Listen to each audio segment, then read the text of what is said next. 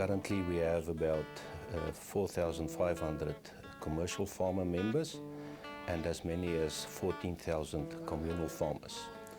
We integrate our policies with government. We align it with Vision 2030, and it is focused on the development of farmers and also the support of the wool industry in the international market.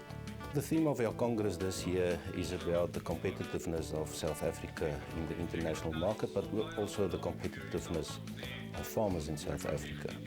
And it's important to understand where we come from and where we are going to.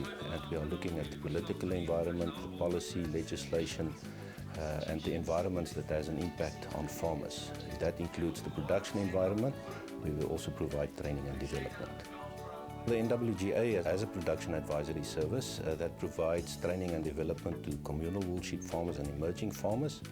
And it's focused on various aspects to improve the quality and the quantity of the wool that they produce so that they compete in the international market with their commercial counterparts. Wool farming for rural development is quite important. It's linked to food production because wool farming will be linked to another farming activity. So rural development is mainly about sustaining the lives of the people in those areas. It is farming activity that keep it going. But we have not gone to a level where we begin to create a market in those areas, therefore we create money circulation in those areas. And that's what is actually disillusioning emerging farmers. They don't know what to do. They produce a lot of maize and they have wool. They don't know what to do. At least with wool, you send it to PKB. You get your money, it takes some time, you get it. It's better than others. We export more than 90% of our wool, which means that we earn foreign currency for our farmers in the most rural and extensive farming areas of South Africa.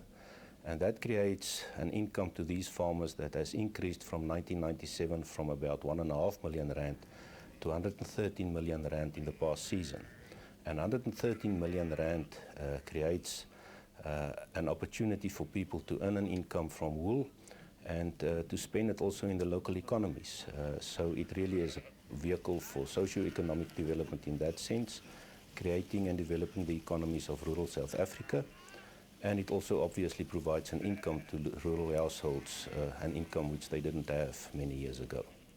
Well, basically we focus on different activities or strategies, and the first one is to assist them with infrastructure development, where we help them to construct sharing infrastructure to harvest the clip and also to class the wool and pack the wool and prepare it for the international market.